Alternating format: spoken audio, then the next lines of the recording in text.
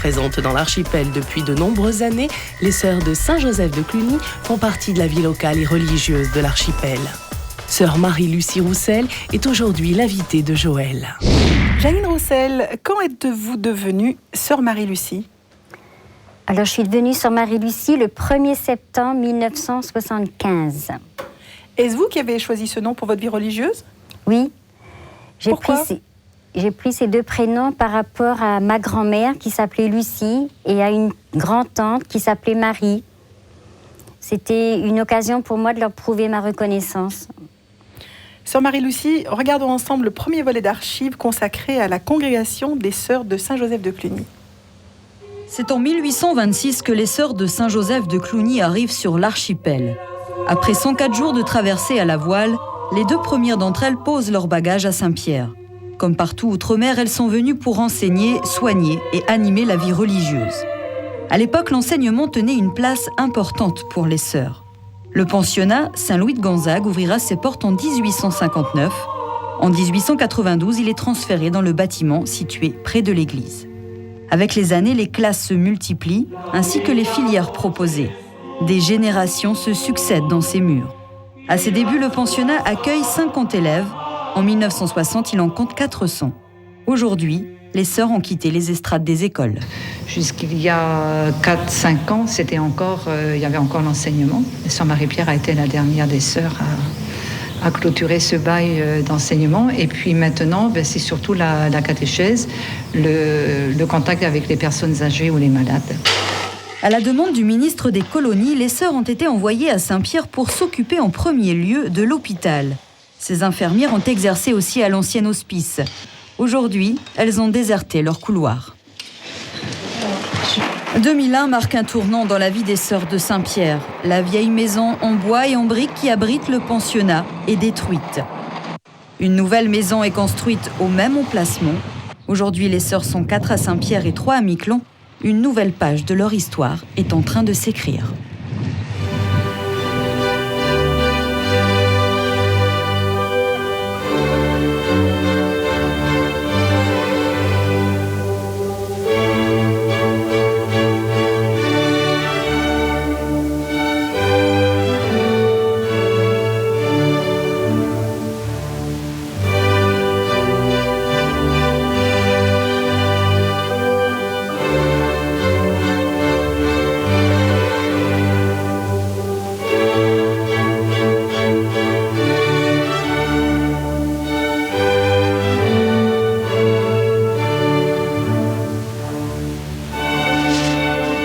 Les religieuses à Saint-Pierre s'occupent de l'hôpital, de l'hospice de vieillards, de l'enseignement et des œuvres paroissiales, catéchèse, groupe d'enfants, l'entretien de l'église, la chorale.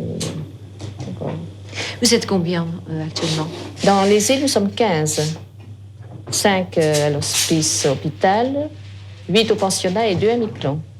Et j'imagine que la vie de la communauté actuelle est très différente de celle d'il y a 150 ans. Oh, je suppose. D'ailleurs, le nombre des vocations a quand même baissé.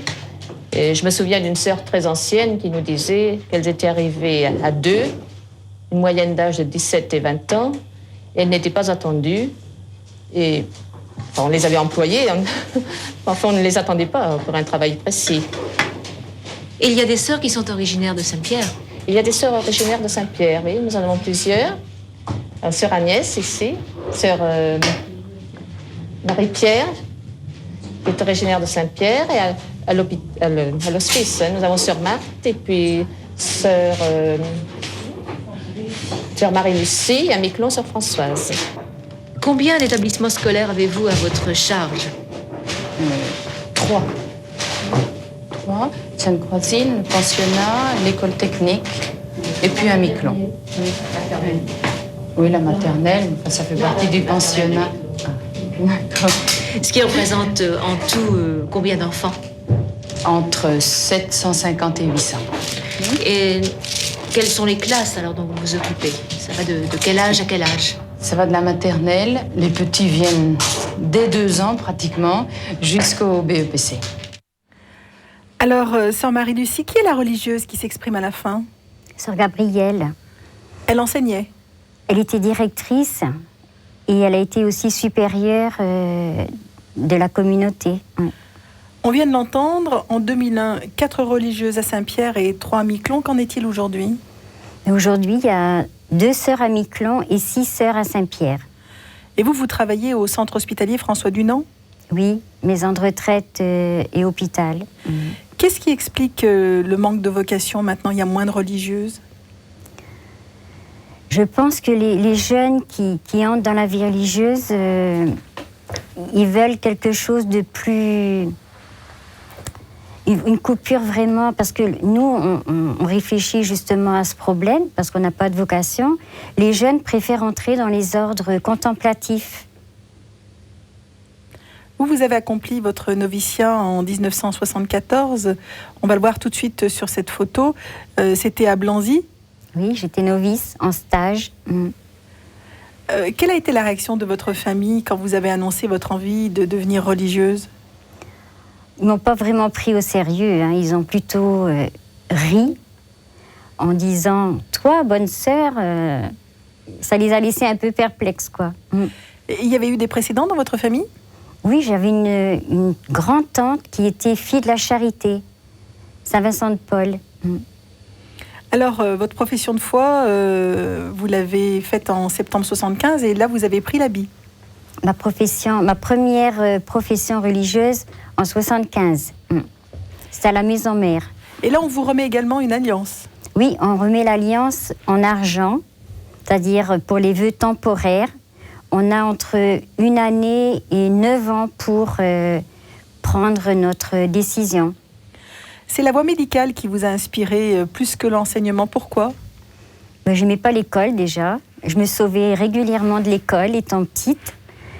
Et c'est mon stage comme novice dans une maison de retraite, ça a été le coup de foudre pour les personnes âgées. Alors vous avez suivi des études d'aide-soignante à Paris et à Montréal. Là, je crois qu'on vous voit à l'hôpital de Saint-Pierre, c'est en 1981. Oui, mais là, j'avais fait un stage à Montréal pour l'hémodialyse de 6 mois. Donc vous avez pratiqué combien de temps à Saint-Pierre? À peu près 1 an et demi à l'hôpital pour la dialyse. Oui.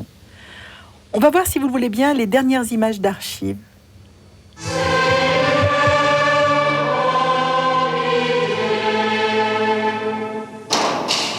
Marie, Sainte Mère de Dieu, Saint Michel, Saint Gabriel, tous les anges de Dieu, Saint Joseph, Saint Jean-Baptiste, tous les pères, tous les prophètes.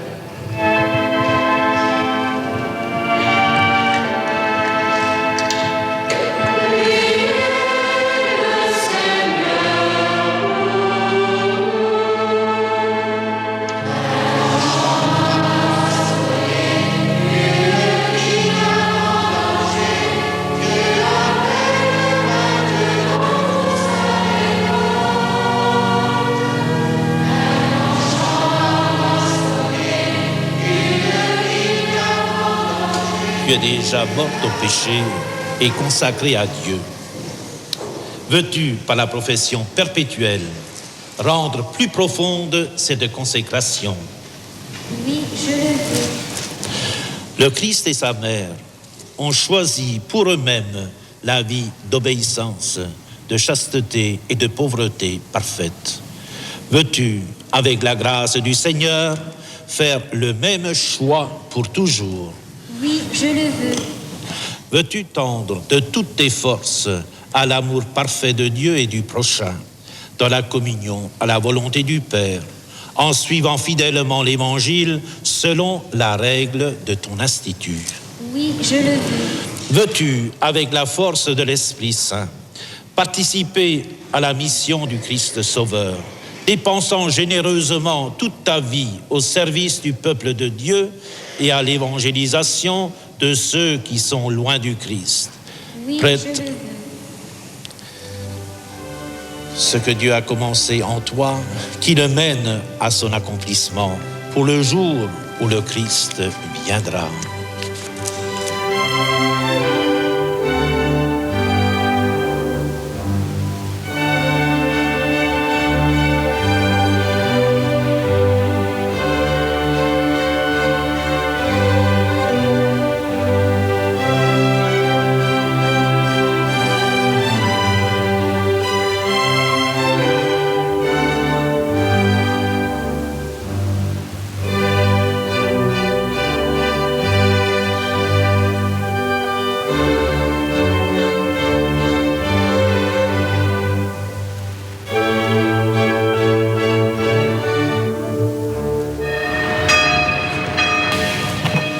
Notre-Dame des Ardilliers à Miquelon.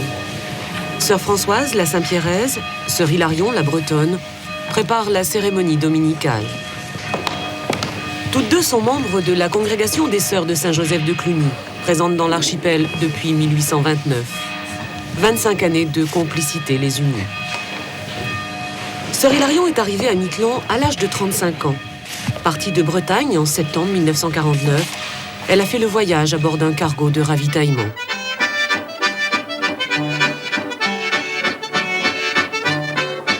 « 12 jours de mer pour venir ici.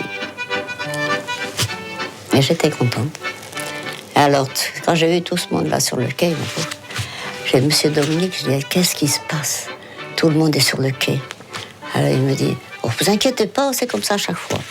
Présent également à l'époque, le père Pichon, curé de Miquelon. Et bien sûr, sœur Madeleine, avec qui elle partagera 25 années de labeur. Chacun avait sa vache, son cochon, ses poules. Il n'y avait plus de contact humain, tu vois. Maintenant, chacun a sa voiture. Ce que j'aimais bien, moi, quand on allait le dimanche faire une petite promenade, c'est de rencontrer les familles, tu vois. Le papa et la maman, puis les petits-enfants, tout le monde à pied.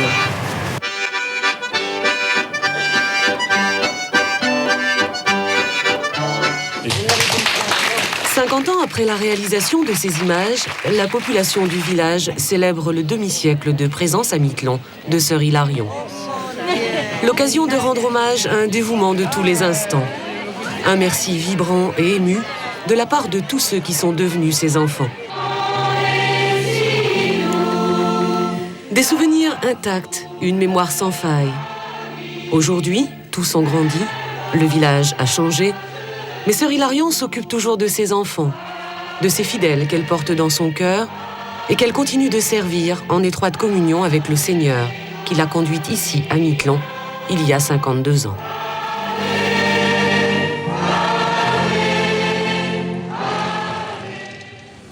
Sœur Marie-Lucie, vivre en communauté, même avec des religieuses, ça ne doit pas être toujours évident. Chacune son caractère et sa façon de voir les choses. On doit obéissance, alors on cède? Bien sûr, on cède et on s'entraide. Vous avez prononcé vos vœux perpétuels en 83. Vous aviez pris l'habit en 75. Ces 8 ans de réflexion, vous en aviez besoin ou c'est une décision de... C'est-à-dire, on laisse à chacune, puis ça dépend aussi de ce qu'on fait. Bon, quand on a des études, donc on peut prolonger, mais bon, après 9 ans, il est temps quand même de se décider, de savoir ce qu'on veut. Le 14 octobre 1983, c'est un jour qui reste gravé dans votre mémoire. Il s'est quand même produit quelque chose de particulier pendant la cérémonie. Ben oui, j'ai juste eu le temps de signer le registre, comme quoi j'étais vraiment... je faisais partie de la congrégation des Sœurs de Saint-Joseph de Cluny, et il y a eu une panne de courant, tout est devenu noir, et puis pendant tout le temps de la messe, ça a été le noir, quoi. Ça vous a pas inquiété? C'était non, pas du tout. Non. Alors, lors de cette cérémonie, votre anneau argent est remplacé par un anneau, une alliance en or. Oui. Que vous portez toujours. Oui. Qu'est-ce qui vous a offert cet anneau? Alors, pour mon alliance, c'est ma famille qui me l'a offert. Tout le monde s'est cotisé et c'est un trésor pour moi. En même temps, comme signe de mon engagement, et puis c'est comme si j'avais tout le monde avec moi là. Alors c'est vrai que vous avez beaucoup bougé, sœur Marie-Lucie. Vous vous êtes occupée d'enfants au Sénégal, on va le voir tout de suite, avec un tout petit bébé, 800 grammes. Oui. C'était au centre de dénutrie. Et la maman ne voulait pas nourrir son bébé. Donc on a dû apprivoiser la maman pour qu'elle accepte de venir tous les jours, matin et soir, pour donner à boire à son bébé. Après le Sénégal, vous êtes partie à Fort-de-France, cette fois en dispensaire? Oui. Là aussi, c'était des moments forts? Ah oui. Je travaillais le matin au dispensaire, on avait jusqu'à 60 personnes par matinée. C'est formidable. Comment se décide votre envoi à Madagascar? C'est vous qui le sollicitez ou on vous envoie d'office? Ah non, c'est la mère générale qui nous envoie. Donc la mère générale qui est à Saint-Joseph de Cluny? Oui, c'est notre supérieure générale, donc c'est elle, en fonction des besoins, qui donne des obédiences. On dit dans le monde civil des affectations, nous on dit obédience. Et l'arrivée à Madagascar, ça a été pour vous quelque chose de très fort? Ben, c'était très dur au départ, parce que je sortais de Fort-de-France, j'arrive comme ça. Au début, j'ai eu beaucoup de mal à m'adapter, mais après, avec les enfants, les malades, j'étais comme un poisson dans l'eau. On vous voit en brousse, et puis on voit aussi une photo assez surprenante, qui est celle d'un pèlerinage que vous avez fait à l'occasion d'un jubilé. C'est quand j'ai fait mes 25 ans de profession, mes noces d'argent. Donc il y a une grande cérémonie, il y avait des sœurs qui fêtaient leur jubilé de diamants, d'or, et on était 2 sœurs à faire jubilé d'argent. Et c'était une grande fête. Et là, vous étiez loin de votre famille? Oui, oui. Et il y a eu vraiment un moment très fort au moment du repas, parce que chaque sœur avait sa famille, et moi je me suis dit, parce qu'on nommait chaque sœur, et puis la famille se levait, et on applaudissait, et je me suis dit, oh là là, moi je suis seule. Et puis quand on a dit mon nom, Sœur Marie-Lucie, on était à peu près 130 ou 140 personnes, tout le monde s'est levé, ça a été... j'ai vraiment compris, vous voyez, après 25 ans, il n'est jamais trop tard, que j'avais aussi une famille religieuse, ouais. J'étais pas seule. Sœur Marie-Lucie, on a entendu Mère Hilarion dire que c'était moins facile de communiquer avec les familles de nos jours. Vous êtes restée plusieurs mois à Miquelon. Vous êtes d'accord avec ces propos? C'est-à-dire, du temps de Sœur Hilarion, les sœurs n'allaient pas tellement vers les gens. Il y avait quand même des consignes, je crois. Elles n'allaient pas dans leur famille comme nous, on a la chance de pouvoir aller maintenant.